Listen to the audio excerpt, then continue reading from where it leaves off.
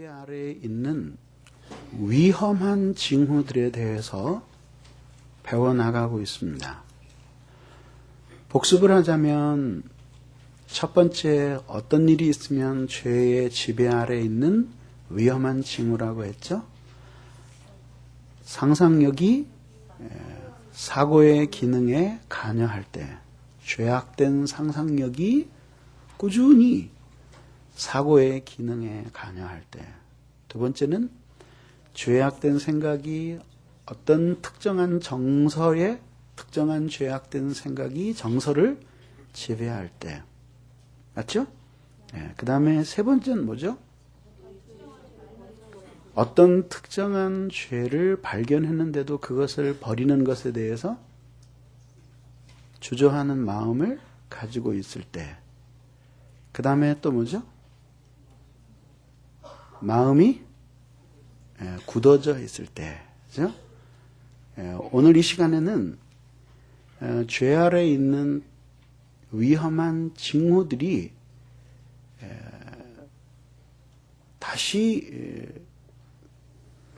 죄 아래에 있는 징후들이 또 하나 있는데, 그것은 뭐냐 하면 죄를 죽이고 극복하며 은혜 아래 살도록 하나님이 주신 방편들이 있는데, 그것들을 활용하지 않고 살아갈 때, 그것이 바로 죄의 지배 아래 있는 위험한 징후다라고 하는 말씀입니다. 여기에는 네 가지가 있는데 그 중에서 세 가지만 오늘 말씀을 드리고, 네 번째 것은 주일날 계속해서 이어지도록 그렇게 하겠습니다. 오늘 이제 이 죄의 지배 아래 있음을 알리는 위험한 징후들 중에 하나가 죄 죽임을 위한 은혜의 방편을 소홀히 할 때에 죄의 지배 아래 있는 징후라고 할 수 있는데, 그러면 죄 죽임을 위한 방편을 소홀히 한다는 것이 무엇이냐? 첫째는 자기 부인이 없는 것, 두 번째는 십자가를 지지 않는 것, 세 번째는 내세를 묵상하지 않는 것, 네 번째는 기도를 하지 않는 것, 이것인데 그 중에서 네 번째 것은 주일날로 넘어가고 세 번째 것까지만 오늘 말씀을 드릴 계획을 가지고 있습니다. 죄는 무엇을 통해서 죽느냐 하면은, 인간이 여러 가지 모양으로 경건해져 보려고 애를 쓰고 몸부림을 쳐도 사람의 행실 가지고는 그 우리 안에 내재하는 죄를 죽일 수가 없습니다. 그러면 그 죄를 죽이는 주체가 누구냐 하면은 우리가 아니라 성령님이 그 죄를 죽이실 때에 그때 그 죄가 죽습니다. 그러면 얼핏 생각하면, 그러면 우리 안에 죄가 죽지 않은 건 성령님이 게을러서 그러시는 거구나, 그렇게 생각하기 쉽겠죠.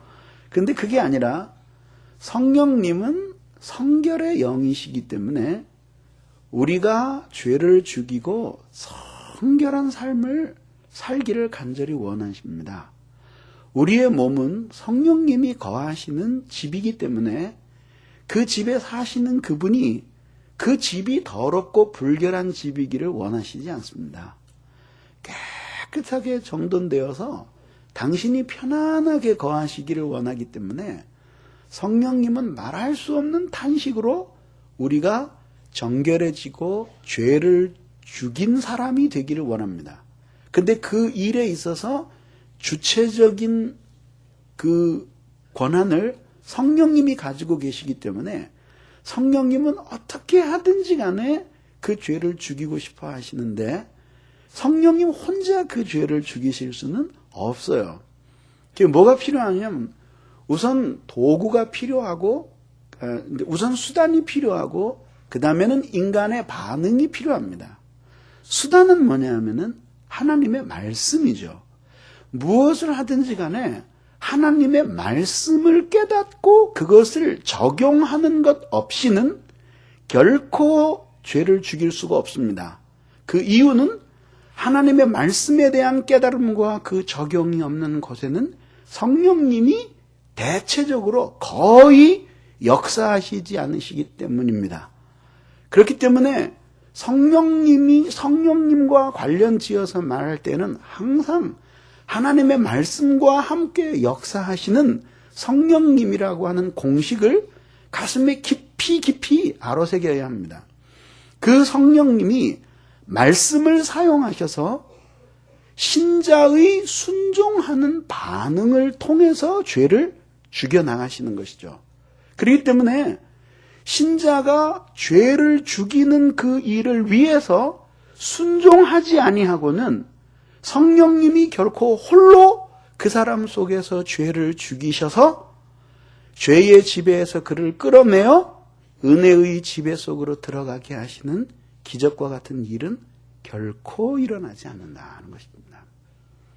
그러니까 두 가지 요건이 채워져야 되는 거죠. 하나는 하나님의 말씀에 대한 깨달음과 그것을 자신의 삶에 적용하는 것. 그것이 꼭 필요합니다. 바꿔 말하면 아무리 고통 속에서 죄의 지배를 받으면서 나는 곤고한 사람이라고 몸부림치면서 정신적으로 견디기 힘들게 고통을 받으면서 몸부림쳐도 하나님의 말씀에 대한 깨달음과 그 적용이 없는 곳에는 냉정한 이야기지만은 성령님이 그 죄에서 그 사람을, 그 신자를 건지시지 않으신다는 겁니다. 않으신다는 겁니다. 두 번째는 우리의 순종하는 것을 통해서 죄를 죽여나가심으로써 우리를 죄에서 이끌어내어 은혜의 지배 속으로 들어가게 하시는 거죠. 그러니까 은혜의 지배 아래에 있던 사람이 죄가 들어와서 그 죄가 반란을 일으켜서 혁명정부를 만들고 우리의 마음의 주권을 차지하게 되었을 때에는 죄 홀로 역사한 것이 아니라 그 죄에 대해서 순종하는 신자의 반응이 있었기 때문에 죄가 지배력을 확대해서 결국은 우리의 마음 전체, 영혼 전체를 거의 지배하게 된 그런 상황이 초래된 것이거든요. 그러니까 죄를 받아들이지 아니하고 계속 대항을 하면 죄가 계속 역사는 하고 씨름은 하는데 근데 정착해서 지배력을 행사하지는 못한다고 말씀을 드렸죠. 똑같이 성령님이 역사하시는데 그것을 온전히 그 성령님께 하나님의 말씀에 대해서 순종하지 않을 때에 계속 성령이 그 사람 마음에 오셔서 지배하시려고 갈등은 하시는데 그 속에 오셔서 죄의 지배력들을 쫓아내시고 은혜의 지배력들을 확장하시는 그 일은 안 하신다는 겁니다. 이걸 보면서 성령님의 능력의 한계를 느끼면 안 돼. 성령님의 능력의 한계가 있는 것이 아니라 하나님이 신자의 거룩한 생활에 있어서는 순종하고자 하는 자들에게만 순종할 수 있는 능력을 주시고 거룩해지고자 하는 사람들에게만 거룩할 수 있는 성화의 은혜를 베풀어 주시기 때문이라는 거죠. 그런 사실을 우리들이 명심을 하고 죄죽임을 위한 방편을 소홀히 하는데 구체적으로 어떤 것을 소홀히 하냐면은 자기 부인이 없는 생활을 한다 이거죠. 그러니까 호레비로 산다는 뜻이 아니라 자기 부인, 자기를 부정하는 생활을 안 하면서 산다는 거죠. 그러니까 이런 생활은 잘못된 생활이죠. 신자의 적이 누구겠는가? 이제 신자의 가장 큰 적이 누구겠는가? 우린 흔히 신자의 가장 큰 적이 사탄이라고 생각을 합니다. 그래서 마귀를 꺾어야지만 모든 것을 이길 수 있다 그러는데 이상한 이야기일지 모르지만은 마귀가 제 아무리 강력하고 능력으로 역사해도 우리 신자의 마음이 그 마귀를 향해서 문을 열고 거기에 반응하지 않으면 제 아무리 강력한 권세를 가진 마귀도 우리에게 들어와서 우리를 움직일 수가 없습니다. 불가능한 것입니다. 그렇기 때문에 신자의 최대의 적이 마귀이기는 하지만은 실제에 있어서는 마귀가 최대의 적이 아니란 말이죠. 흔히 사람들은 세상이 또한 우리를 많이 유혹을 하니까 세상이 신자의 가장 큰 적일 거라고 생각을 합니다. 그러나 세상도 신자의 가장 중요한 적은 아닙니다. 문제는 뭐냐 하면 가장 커다란 적은 자기 안에 남아있는 부패한 옛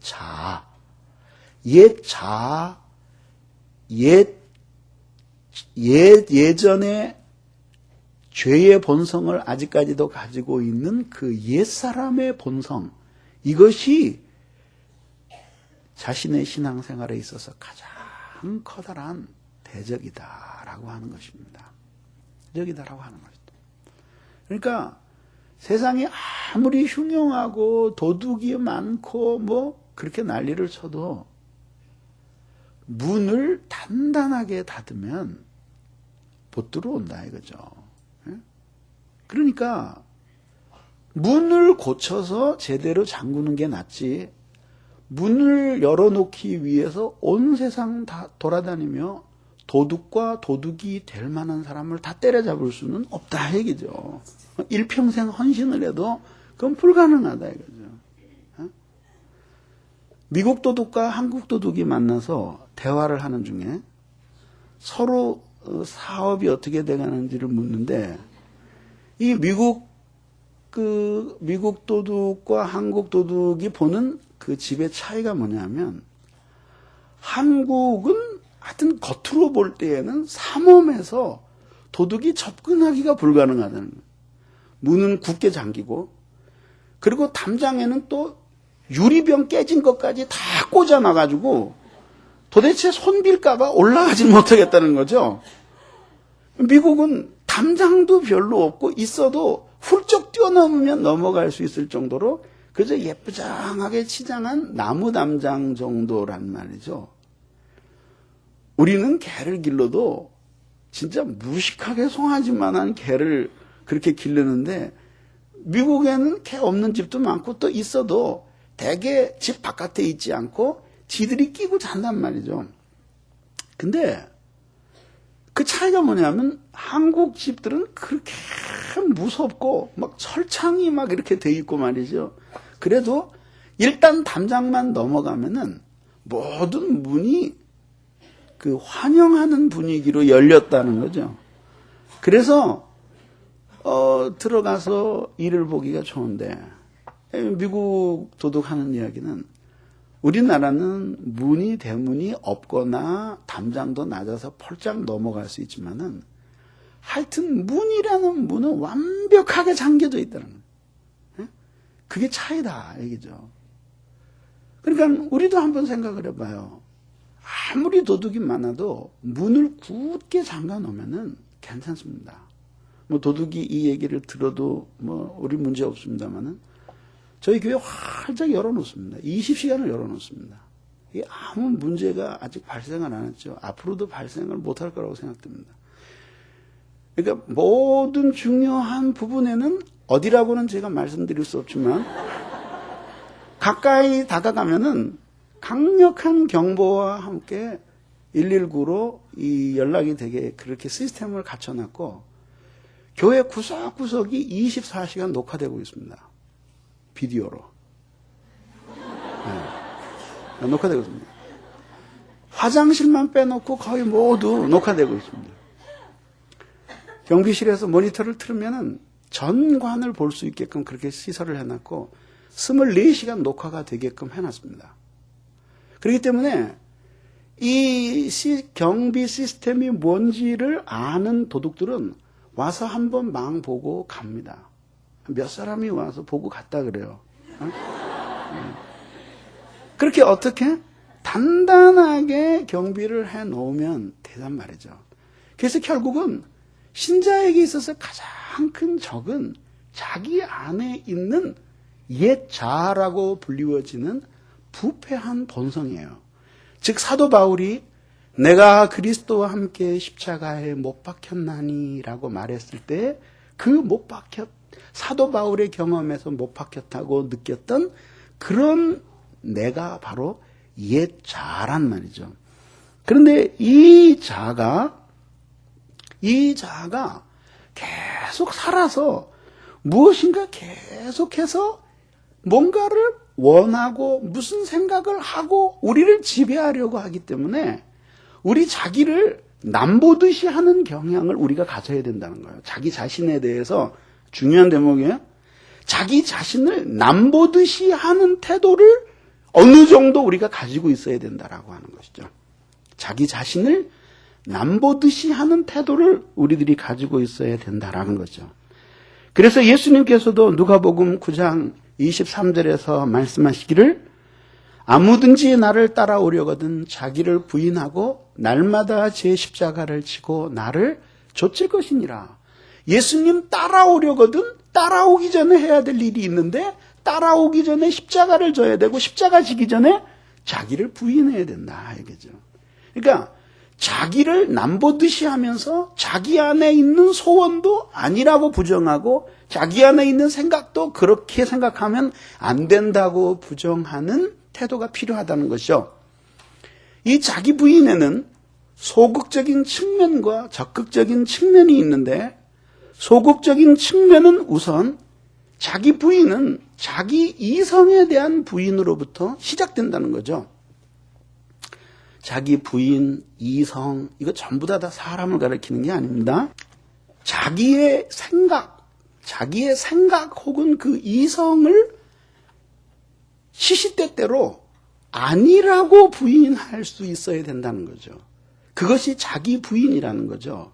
왜 그러냐 하면은 사람의 생각이라고 하는 것은 결국은 그러니까 무엇을 사랑하는지에 의해서 그 생각이 모두 집중되고 무엇을 사랑하는가에 따라서 이 생각들이 계속 뭉게구름처럼 피어오르게 되어 있는 거거든요.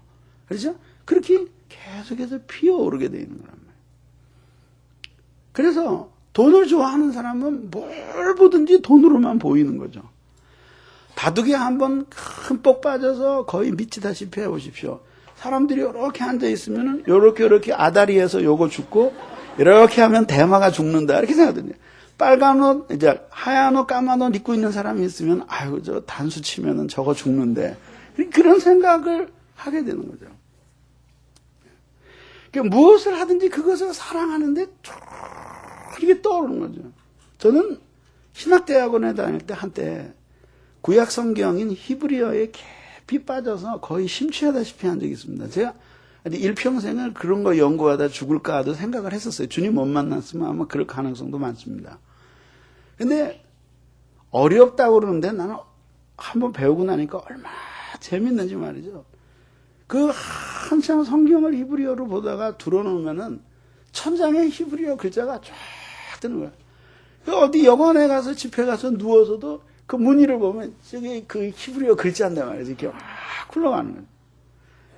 그러니까 뭐든지 자기가 좋아하면은 거기에 온전히 빠지게 되는 것입니다. 생각이 그렇게 떠오를 때에 무엇을 향한 사랑인가 하는 걸 보여주거든요. 근데 사람이 신자가 항상 하나님만 사랑하고 있다는 보장이 있으면 자기를 부인할 필요 없이 격려만 해주면 되죠. 그래 그래야 된다. 그래야지 더 이러면 되죠. 근데 항상 그러냐 얘기죠.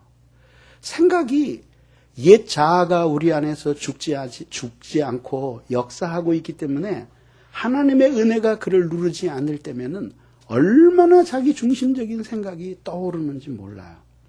그래서 이익에 있어서뿐만 아니라 때로는 생각과 사상에 있어서도 성경을 통해서 자기가 잘못됐다라는 것을 밝히 하나님이 말씀하시는데도 성경 말씀보다는 자기의 생각을 더 주장하고 사는 거죠. 그러니까 세상 같으면은 성경을 한 번도 안 읽었으면 사실 기독교가 뭐냐고 물어보면 신자가 됐어도 전 몰라요. 아무 그래야 되잖아요. 그런데 입을 열면 청산유수야. 교회는 어때야 되고 목사는 어때야 되고 그리고 세상은 어때야 되고 또 교회 장로는 어때야 되고 집사는 어때야 되고 마지막에 하다 할 게 없으면 하나님도 이러이러한 분이 되셔야 된다. 이렇게 하는 거예요. 그래서 모든 사람은 철학자예요. 이렇게 생각을 하는 거죠. 근데 그 떠오르는 것에 대해서 모두 고개를 끄덕거리면 마지막에 패망한단 말이죠. 그래서 자기가 떠오르고 있는 생각을 부인할 수 있어야 돼요. 그리고 떠오른 생각이나 사상 이런 것들을 부인하고 그것을 성령에게 복종시킬 수 있는 자기의 생각에 대한 부인을 우리들이 가져야 된다라고 하는 것이죠. 그 다음에 두 번째는 소극적 측면의 두 번째는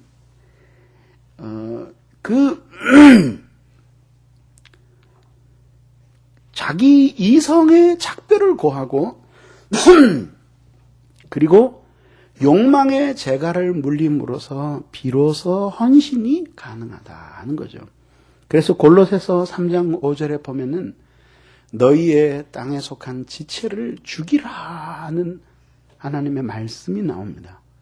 그러니까 그렇게 땅에 있는 지체를 죽이라고 하는 것은 그 지체는 뭐냐면 욕망을 느끼는 지체야.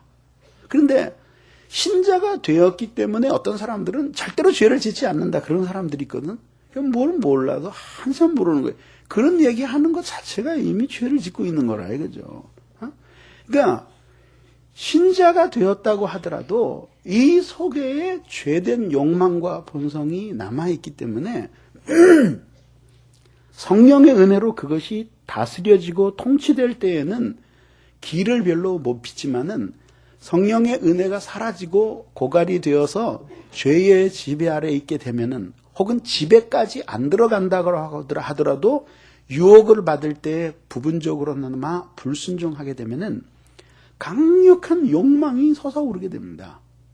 그 욕망을 모두 그래 그리고 만약에 우리들이 들어주면은 결국 그 욕망은 자라서 하나님의 율법도 불살라버리고 하나님을 향해서 당신의 보좌를 내놓으라고 그럴 수 있는 것이 인간의 욕망이에요.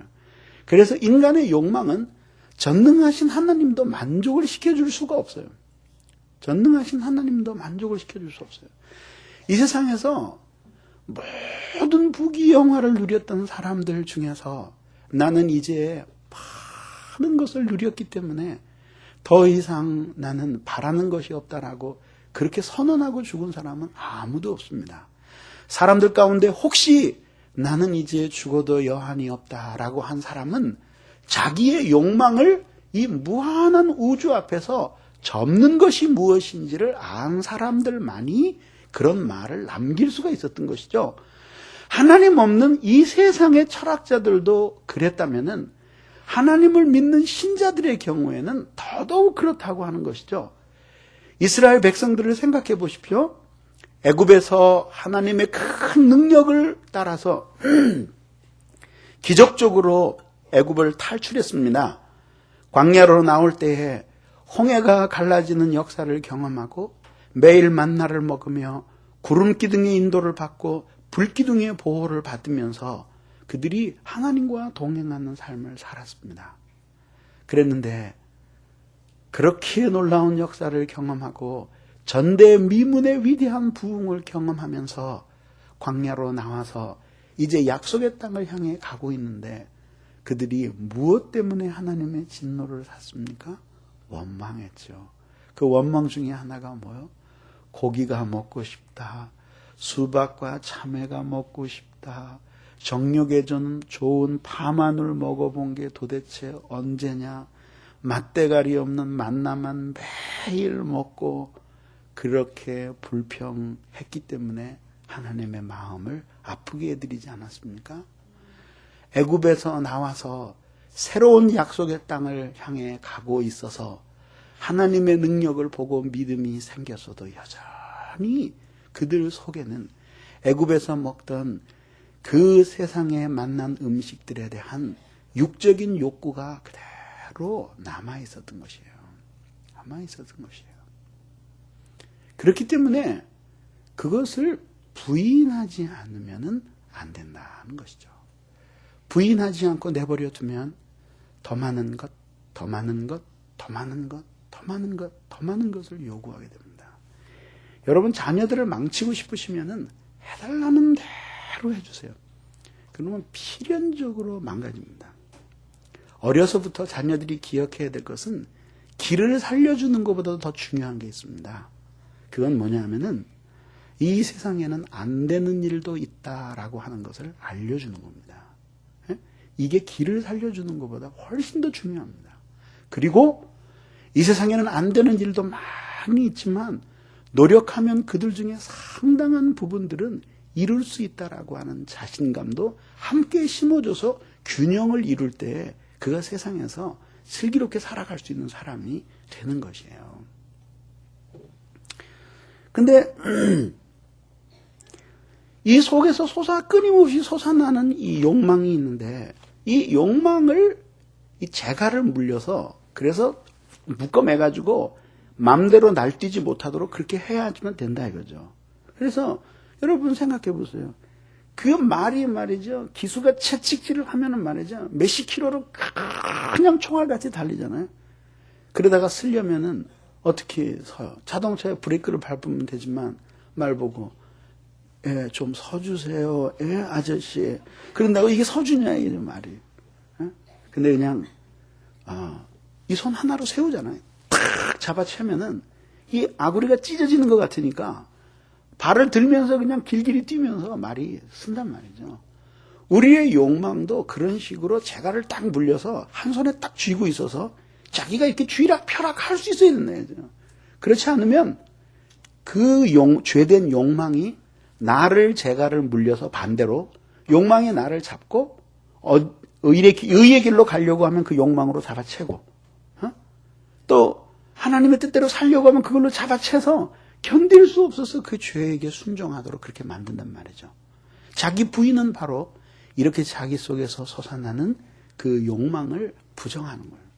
그래서 남보듯이 해야 된다 이거죠. 자기를 야단치는 거죠. 왜 그런 생각을 하냐? 그거는 하나님 앞에 옳지 않다. 안 돼. 이렇게 해서 야단을 쳐서 자기 자신을 혼내야 된단 말이죠. 선악과를 따먹고 싶을 때 그런 식으로 하와가 자기를 다루더라면은 그 죄에 빠지지 않을 수 있었죠. 먹고 싶니? 그렇지만 안 돼. 어떻게 그런 생각을 해? 그 부정하면은 이길 수 있는 거란 말이에요. 시편 42편 43편에서 하나님 앞에 크게 낭망하는 장면이 나오죠.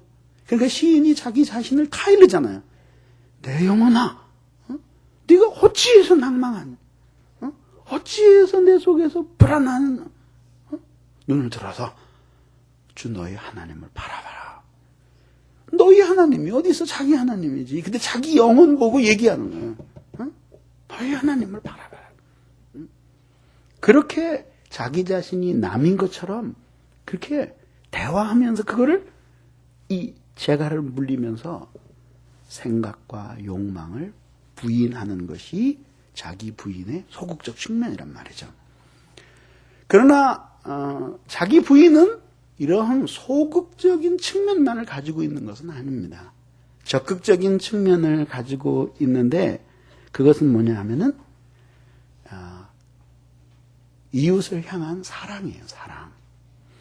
그러면 근본적으로 사랑이라고 하는 것은 반드시 희생이 뒤따르거든요.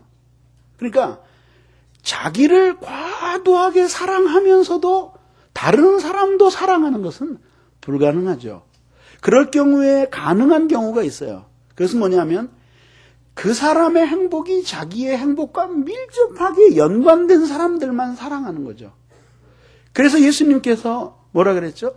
아비와 어미를 사랑하는 자는 나한테 합당치 않다. 효도하라고 말씀하신 하나님이 아비와 어미를 사랑하는 자는 나에게 합당치 않다. 너희 자녀를 노엽게 하지 말고 사랑하라는 것이 성경의 정신인데, 아들이나 딸, 자기 자식을 사랑하는 자도 내게는 합당치 않다. 이렇게 말씀하십니다.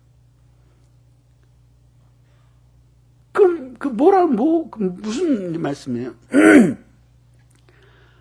그런 사랑은 뭐냐면, 하나님을 사랑하기 때문에 그 하나님의 사랑으로 아내를 사랑하고 남편을 사랑하고 하나님의 계명에 순종하는 삶의 구현으로서 자녀를 사랑하고 남편을 사랑하고 어머니 아버지를 사랑하고 그러는 것이 아니라 자기 사랑과 관련이 되는 거예요.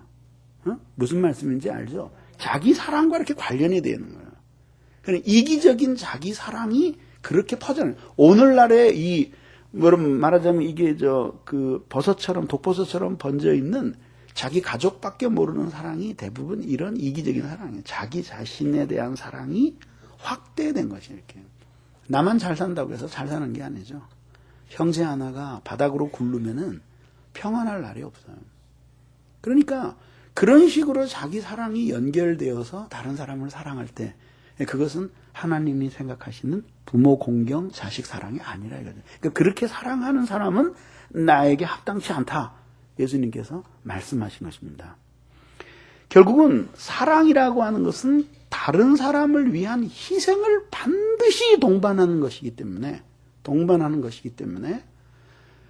그렇기 때문에 그 사랑은 이웃을 향한 사랑, 타인에 대한 사랑은 자기 사랑을 비우지 않으면은 기술적으로 불가능한 거죠. 자기 사랑을 비우지 않으면 기술적으로 다른 사람을 사랑하는 것이 불가능하다 이거죠. 추위에 떨고 있는 사람에게 옷을 주기 위해서는 추위를 피하고 자기를 보호하려고 하는 자기 사랑을 비워야 돼요. 그래야지만 비로소 자기는 추위에 떨고 추위에 고생하고 있는 이웃을 위해서 자기의 외투를 벗어줄 수 있죠. 구제하는 것도 마찬가지입니다. 자기가 궁핍해진다라고 하는 것은 자기에게 불편한 거잖아요. 그러니까 자기 사랑에 견지해서 친다면 많이 누리고 많이 쓰고 살아야 되는데, 자기에 대한 사랑을 비우면은 자기를 위해서 쓸 수 있는 물질을 가지고 하나님을 섬기고 이웃을 섬길 수 있는 것이죠. 그런 이야기다 이거죠. 기술적으로 자기 사랑을 비우지 않으면 다른 사람을 사랑할 수 없는 것입니다. 그러면 여러분들은 그 다른 사람을 그렇게 사랑할 가치가 있을까 이런 생각을 하게 되겠죠. 근데 이거는 이제 아주 중요한 문제입니다. 다른 사람은 그러니까 우선 이제 풀어 나가겠습니다. 우선 다른 사람을 사랑할 가치가 있는가 이 질문에 대해서 말이죠. 우리는 여러분 당연하지 그렇게 생각하지만은 근데 이런 얘기죠. 하나님께서 이웃을 사랑하는 것을 그렇게 중요하게 생각하시는 이유가 있습니다. 그것은 뭐냐면 그 각 사람 안에는 하나님의 형상이 있어요. 그건 죄인도 마찬가지고 죄 용서받은 신자들도 마찬가지입니다. 누구든지 간에 그 안에 하나님의 형상이 있는데 말하자면 하나님의 영혼이 있다고 생각하시면 됩니다. 그런 하나님의 형상이 있는데 그것은 하나님이 굉장히 소중하게 보시는 거죠. 그러니까 죄인들은 타락해서 하나님의 심판의 대상이 된다고 할지라도 그들 안에 두신 당신 자신을 닮은 그 형상은 영원히 하나님 앞에 너무 소중한 것이란 말이에요. 그래서 그 형상을 가진 사람들이 당신의 형상에 어울리는 삶을 살아서 이 세상에서 인간으로서 창조될 때에 원래 하나님이 생각하셨던 목적대로 사는 보람을 느끼기를 원하시는 것이 하나님의 마음이에요. 그런데 어떤 사람은 하나님의 말씀에 많은 은혜를 받고 구원을 얻어서 그 하나님의 그 형상이 그 사람에 의해서 존중이 여김을 받으면서 그 하나님의 형상에 부합하는 삶을 살아가요.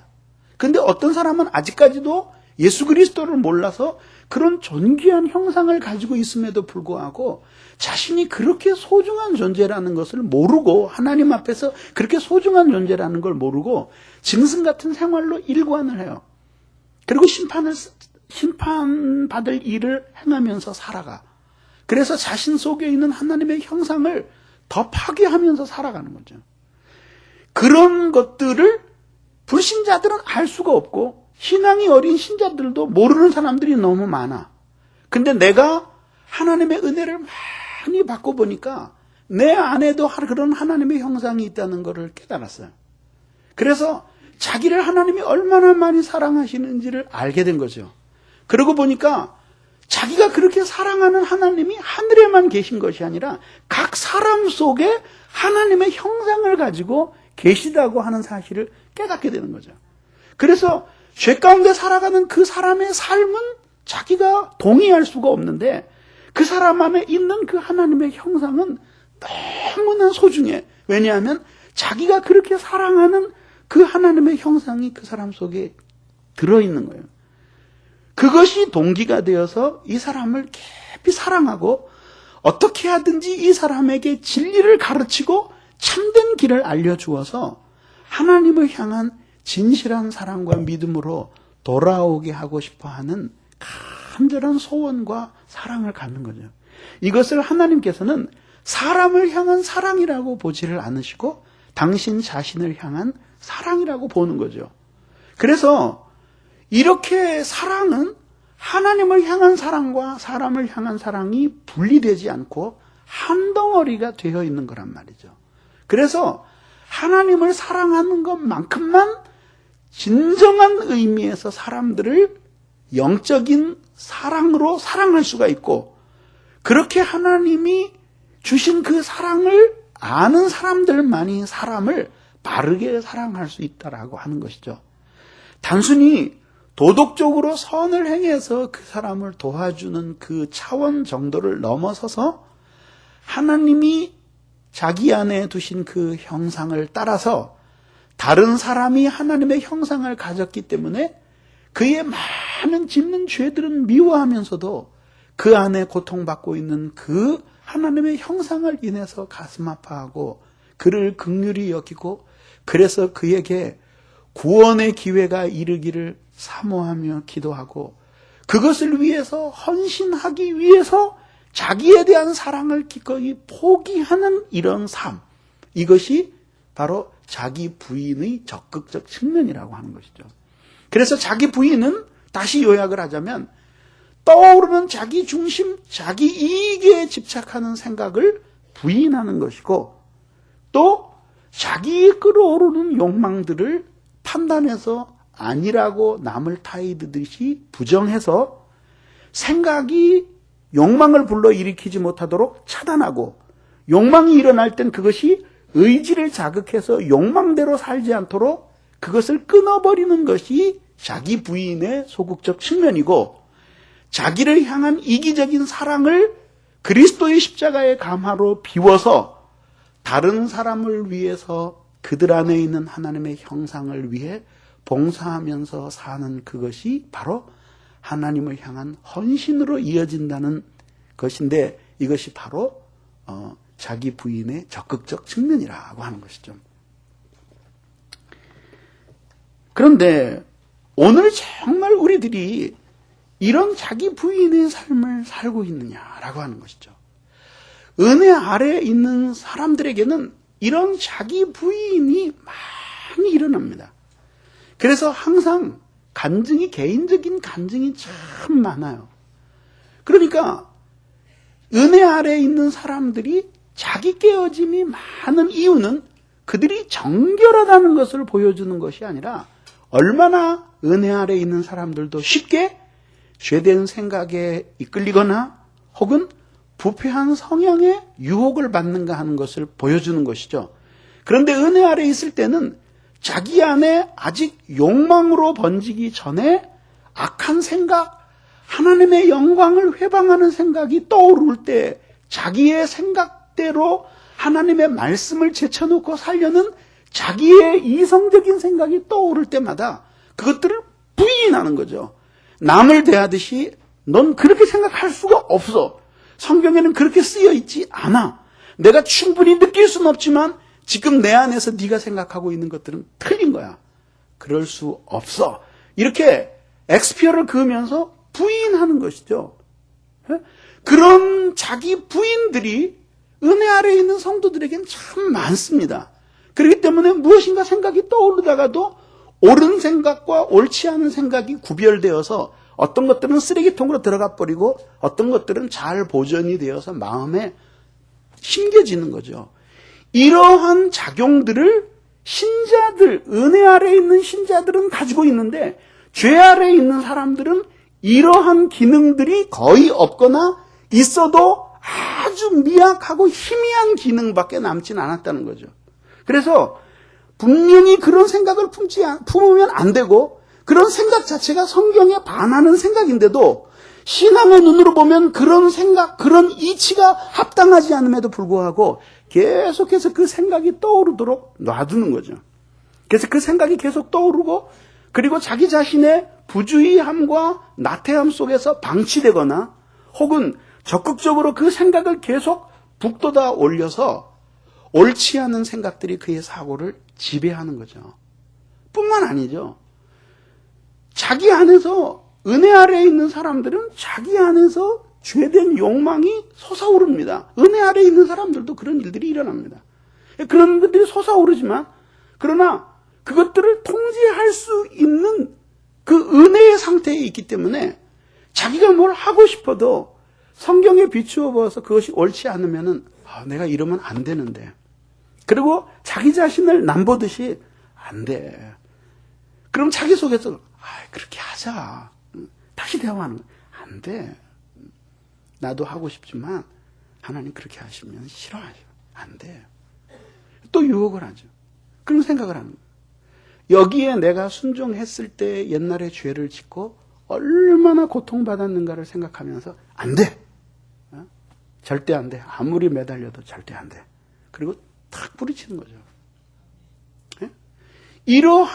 이렇게 욕망을 스스로 통제할 수 있는 자기 부인의 경건한 능력이 은혜 아래에 있을 때는 있습니다. 그래서 유혹을 받아도 그것들을 부정하는 거죠. 이렇게 욕망이 생겨도 그것을 불을 쉽게 끌 수 있습니다. 그러나 죄의 지배 아래에 있을 때는 한 번 욕망이 불붙으면 그것이 막 활활 타오르는 거죠. 활활 타올라가지고 그렇게 해가지고 이게 도저히 자기의 힘으로 통제가 안 되는 상태까지 타오르는 거죠. 그게 죄의 지배 아래에 있는 사람의 모습이에요.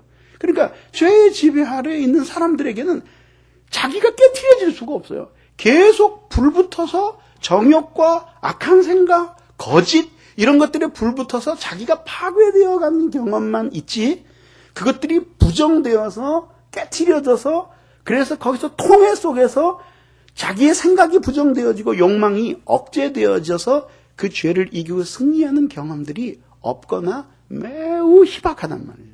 매우 희박하단 말이에요. 난 여러분들에게 오늘 묻고 싶어. 정말 여러분들에게 이런 자기 부인이 있습니까? 자기 부인이 있습니까? 내 육신적인 생각에는 분명히 이래.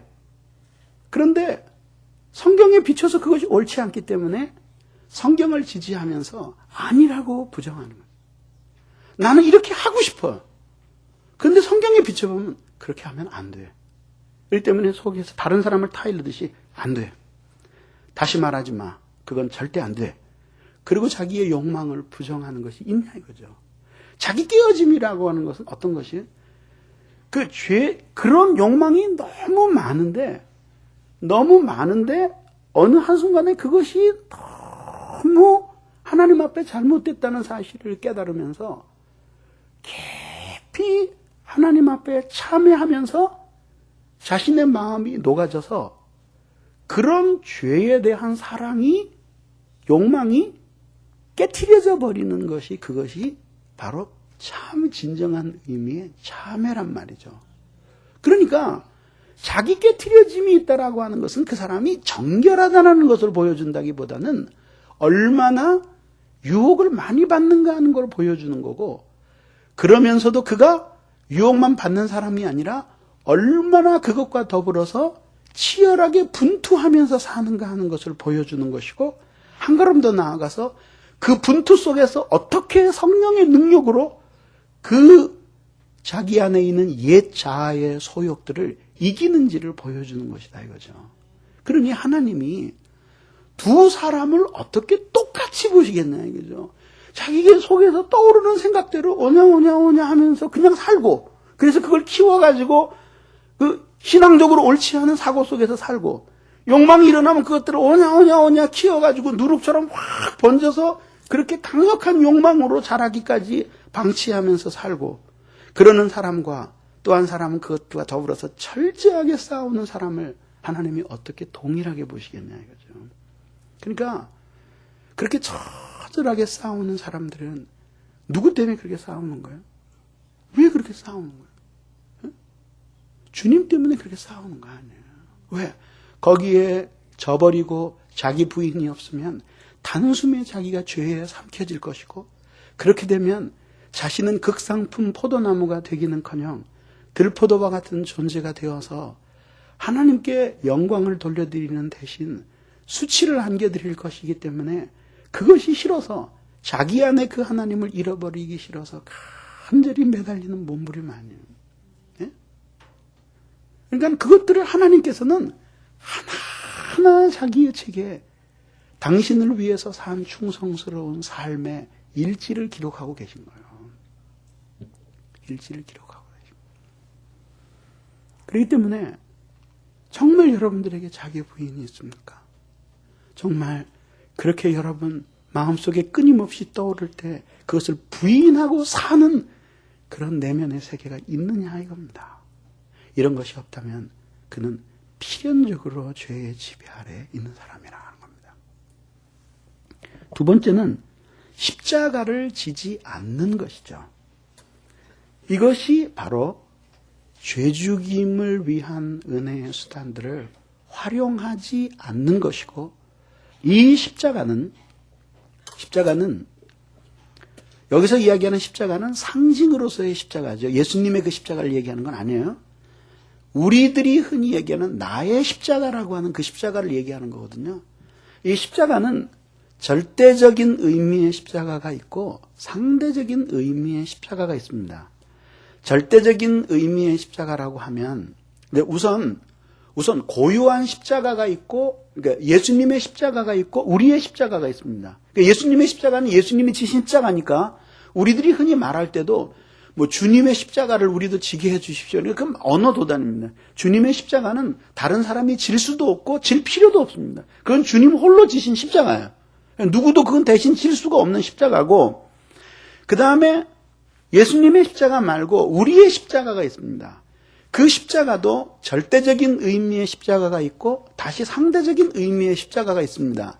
절대적인 의미의 십자가, 좁은 의미의 십자가라고 하는 것은 자신의 과오, 잘못 이런 것과는 관계없이 순수하게 하나님을 위해서 살기 때문에 당해야 하는 고난을 이야기하는 것이죠. 예를 들자면 믿음을 포기하지 않고 지키려고 하는데 다가오는 순교의 순간이라든지, 자기는 인격적으로 부족하거나 다른 사람에게 해를 입힌 것이 절대 없는데 그냥 나는 참다운 신앙을 가지고 살아가는데 그 신앙을 가지고 살아간다는 이유 단 하나 때문에 사람들이 미워할 때 자기가 당하게 되는 박해, 이런 것들이 절대적인 의미의 십자가입니다. 근데 이런 십자가는 생각보다 그렇게 많지가 않습니다. 생각보다 그렇게 많지가 않고 평화로운 때에는 더더욱 이런 십자가가 많지 않습니다. 그러나 우리들이 흔히 말하는 또 다른 십자가가 있는데 이것이 우리들이 흔히 말하는 십자가에 해당이 되는 겁니다. 이것은 상대적인 십자가입니다. 그럼 이 십자가가 무엇이냐 이거죠. 들어보십시오. 신자로 하여금 하나님이 성화를 통해 성숙하게 하려고 사용하시는 환난이나 고통, 그것이 십자가입니다. 다시 말씀드릴게요. 신자로 하여금 하나님이 성화를 통해서 성숙하게 하시려고 사용하시는 환난이나 고통. 그러니까 여기에는 많은 것들이 포함됩니다. 심지어는 타고난 자신의 잘못된 성격도 십자가라고 말할 수 있고, 때로는 자기가 놓여 있는 삶의 상황, 어려운 집안에 태어난 상황, 그렇지 않으면 심지어는 자기가 죄를 지었기 때문에 받아들여야 하는 그 죄의 결과들까지도 그것을 하나님이 사용하셔서 그를 성화를 통해서 성숙시키게 하시려는 수단으로 삼고 계시다면 그것이 훌륭한 우리의 십자가가 되는 것입니다.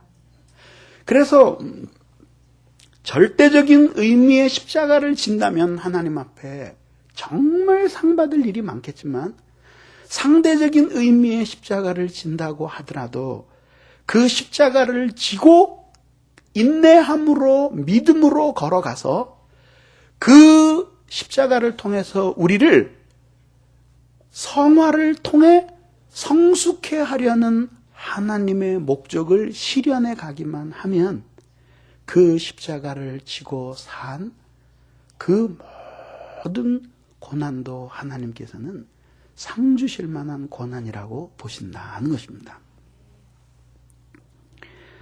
그런데 이 십자가에는 야고보서 1장 4절에 나온 바와 같이 반드시 인내가 필요하다는 것입니다. 대부분 이 십자가는 몇 초 동안에 나타났다 사라지는 그런 것이 아니라, 주사를 맞는 것 같은 순간적인 통증이 아니라 오래 계속 짊어져야 하는 것들입니다. 왜 그럴까요? 성화의 작용이라는 것 자체가 주사 맞듯이 고난을 주입시키면은 한 번에 정결케 되고 성화되는 것이 아니기 때문에, 다시 말하면 오랜 시간에 걸친 과정적인 변화이기 때문에 하나님이 성화를 통해 우리를 성숙해 하시려고 우리에게 지어주신 십자가는 1시간 있다 나타나고 2시간 있다 사라지는 그런 것이 아니라는 거죠. 장시간 동안 그 십자가가 우리에게 매여져 있는 것이 특징이라는 것이죠. 그러니까 거기에는 반드시 뭐가 필요하냐면은 인내라고 하는 것이 필요한 거죠. 인내. 근데 그것을 인내한다는 것은 항상 고통을 짊어져야 하는 일이죠. 그래서 고통을 짊어져야 하는 일이기 때문에 거기에는 반드시 자기를 부인하는 노력이 필요합니다. 왜냐하면 부패한 옛자의 본성은 고통당하는 것을 견디지 못해 하는 것이죠. 하나님의 명령을 파괴해서라도 편하게 살기를 원하는 것이, 그것이 옛자의 본성이지, 결코 옛자는 정직하고 그리고 고난을 받더라도 십자가를 지고 오래 참으면서 가야 되겠다라고 하는 그런 생각을 가지고 있는 본성이 아니라고 하는 것이죠. 그러니까 여러분들이 성경의 말씀과 나 자신의 이익이 충돌을 일으킬 때는 나 자신의 이익을 피눈물 나게 성경에 그렇게 하지 말라 그랬다는 이유 때문에만 포기하는 경우는 흔하지가 않아요. 그건 믿음이 없이는 할 수 없는 일이고, 주님을 사랑하는 마음을 가진 사람들이 그렇게 하지, 믿음이 없는 사람들은 그렇게 하지 않습니다. 왜? 그러면서 잘 피하는 게 뭐죠? 성경을 삐뚤게 해석을 해서 피난처를 찾거나, 혹은 그렇게 할 수 없을 경우에는 성경엔 그렇게 돼 있지만 현실은 그렇지 않지, 이러면서 현실론자로 돌아서는 거죠. 이렇게 야합을 하면서 살아가서 결국은 성경이 이야기하는 십자가를 지고 가야 하는 고난을 교묘하게 도피하는 것이죠. 그러니까 어떻게 돼요? 그러니까 믿음으로 인내하면서 그 십자가를 지면은 자기가 죄 아래 있지 아니하고 거기에서 벗어나서 하나님의 은혜 아래로 들어오게 될 텐데, 그런 십자가를 안 지는 거죠. 이런 십자가가 많은 곳에서 나타납니다. 그렇죠? 예를 들자면은 자기가 성격적으로 하나님 앞에 올바르지 않은 성품을 가지고 있어요. 살아온 과거가 너무 일그러지거나 칙칙한 데서 살아가지고 예수님을 믿었는데도 그 굽어진 아주 이상하고 비비꼬인 성품이 풀리지를 않았어요. 자신도 하나님의 말씀을 깨닫고 나면은 자신 속에 너무나 이 거친 것들이 많다라고 하는 것들을 깨닫죠. 이게 이제 그 다음 발견하고 나면 십자가가 되는 겁니다. 남들은 다 웃을 수 있는 상황인데 이 사람은 거기서 비비 꼬여서 누군가의 마음을 상하게 하고야 말아. 남들은 서로 다 화해하고 웃으면서 지내는데 뭔가 거기서 심사가 틀려서 하여튼 사람들에게 기도 제목을 주고 떠난다 이거죠. 이를 떠난다 이거예요. 그럴 때 말이죠. 그런 게 십자가로 작용을 하잖아요. 그러면 어느 한순간에 그 자기의 뒤틀려진 심장은 그렇게 하기를 원해도 이거는 내가 이 성격적으로 잘못돼서 그렇다. 그리고 부인을 하고 사실은 그렇지 않아. 그리고 하나님은 나에게 이렇게 행동하라고 말씀하시지 하면서 부인하고 거기에서 오는 거 굉장히 어렵잖아요. 그죠? 자기가 성격적으로 그거 받아들여지지 않으면 그 참는 게 굉장히 어렵거든요. 근데 그런 어려운 거를 굉장히 저는 저 자신이 그렇게 겸손하지는 않습니다만 저렇게 교만한 사람하고 마주 앉아 있는 것이 굉장히 힘이 들어요. 정말로.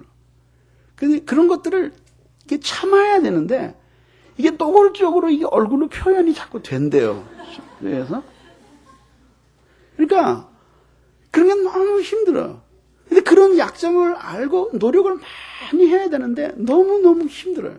차라리 그 집 가서 땅을 한 평 파달라 그러면 파주겠는데 그 교만을 떠는 그 광경을 그대로 지켜보고 있다니 여기에서 이게 막 뒤틀려가지고 견딜 수가 없는 거죠.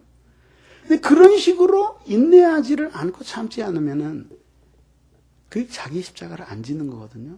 그럼 자기 성품은 안 바뀝니다. 그대로 가는 거죠. 또 성화의 측면만 말고 하나님 섬기는 측면을 우리들 인격적 성화 말고 하나님 섬기는 사역적 성화의 측면을 얘기해 봅시다. 우리가 연초에 직분을 받아서 사명을 감당합니다. 무엇이든지 쉬운 거는 하나도 없습니다. 하나님의 나라의 일은. 그걸 감당하려고 합니다. 어떤 때는 주위에 돕는 사람들 많고 모든 환경이 편해서 진짜 순풍의 돛담배 같이 잘 나갑니다. 그때는 열심히 봉사하고 순종하고 그러죠. 어려움이 닥칩니다.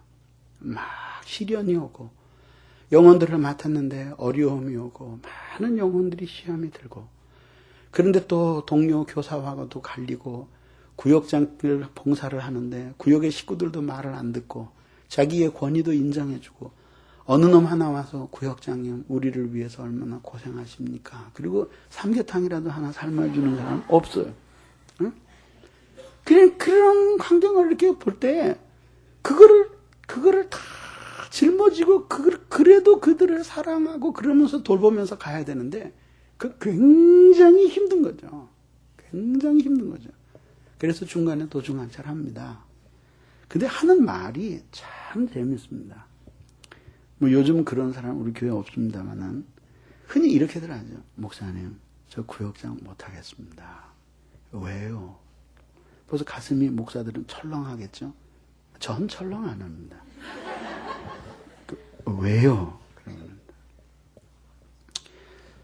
제가 이렇게 영혼들을 온전히 돌보지도 못하면서 제 이 자리를 맡고 있다는 것이 양심에 너무 가책이 됩니다. 근데 이게 사실은 입 바른 말이거든요. 그렇게 가책이 되면 가책 안 받게 열심히 하면 되지. 에? 아니 솔직히 얘기해서 싫으면 싫다 그러고 그만두면 되지. 그 공과장 놓고 가면 되지.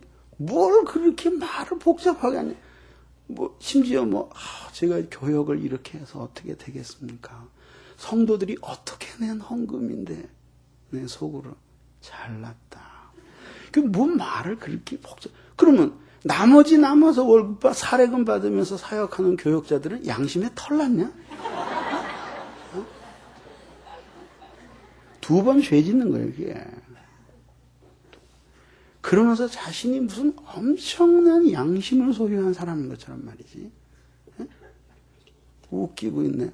아니, 그러면 그렇게 양심에 가책이 되고 가슴이 아프지 않게끔 그 눈물을 흘려서 기도하고 말이지. 발이 부르트도록 신방하고 자기의 귀한 것을 벗어 지체들에게 나누어주고 피부치처럼 끌어안고 그 영혼의 회심을 위해서 기도하면 되잖아요. 그렇게 말이 거짓말을 살살 친단 말이지. 하나님 두렵지도 않아요. 그냥 하나님 향한 사랑이 식어졌습니다. 저는 도저히 안 될 것 같습니다. 더 좋은 분에게 자리를 내드리고 싶습니다. 그게 정직한 거지. 뭐 양심에 너무 내 얘기했잖아요. 죄의 지배 아래 있을 때는 양심이 마비된다니까 그래. 없는 죄책감을 왜 있는 것처럼 말이지 그렇게 부풀려가지고 그러면 언제 구역장을 그렇게 감당 못한 거에 대해서 참회를 해본 적이 있느냐고. 쥐뿔이나 참회해본 적이 있느냐 이게. 그 말도 되지 않는 위선을 그렇게 하느냐 이게. 하나님 보시면 구역질 날 일이라고요. 막판까지 숨이 넘어가도 정직해야지 말이지. 어디서 그런 거를 하냐 이게.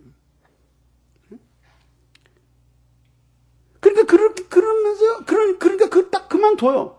십자가 벗어버리는 거죠. 벗어버릴 수 있다가 안 질 수 있는 거예요, 십자가는. 자기가 싫으면 안 지는 거예요. 그러면 어떻게 돼요?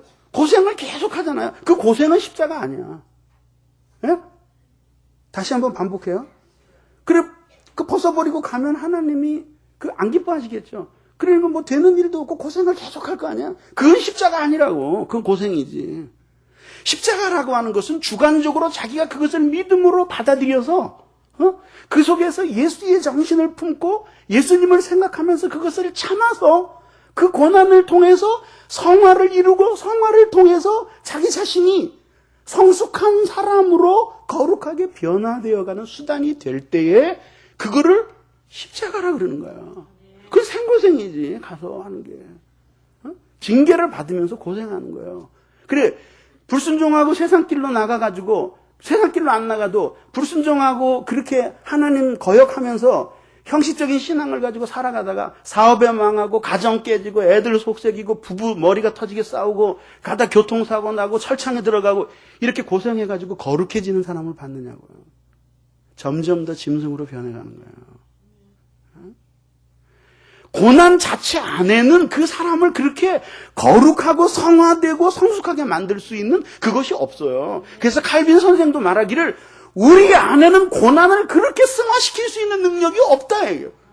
그 고난을 통해서 접촉하는 성령님의 역사가 우리를 그렇게 성화시킬 뿐이라는 거예요. 그런데 십자가 버리고 도망가는 사람에게 성령님이 그렇게 사용하셔서 우리를 거룩하게 만드실 그런 도구가 없는 거예요. 그래서 여러분들이 사명을 맡고 그것을 팽개치는 것이 얼마나 무서운 건지 알아요, 그게 겨우 뭐 얘기해가지고 잘 감당하면 뭐 집도 주고 뭐 옛날에 무슨 누구는 뭐 무슨 일을 교회에서 열심히 거들었더니 무슨 집도 사고 복 받았더라.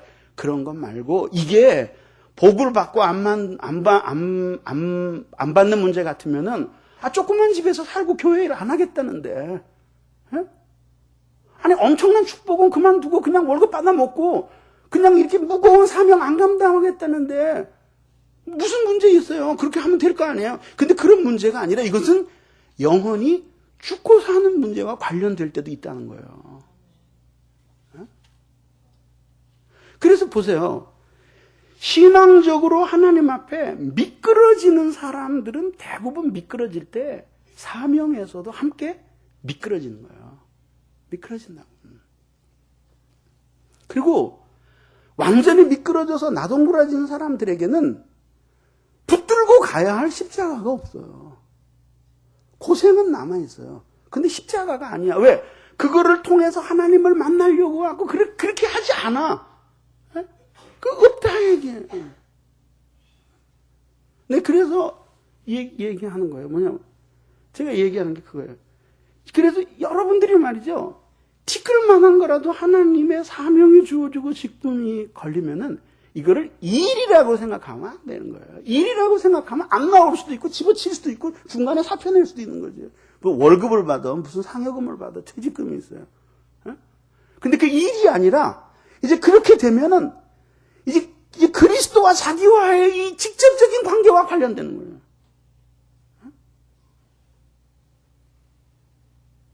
그렇게 해서 무엇을 맡겨주시든지 간에 거기에 생명을 걸고 그리고 그것을 십자가로 자기가 짊어져야 되는 거예요.